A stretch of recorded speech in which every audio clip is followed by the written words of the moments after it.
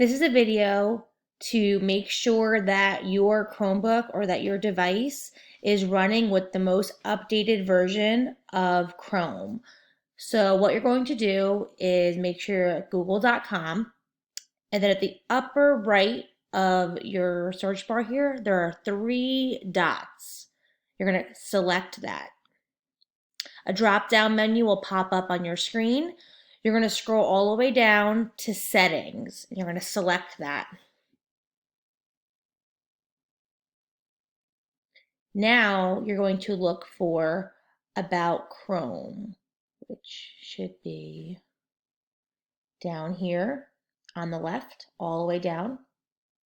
You're going to select that, and it's going to say checking for updates.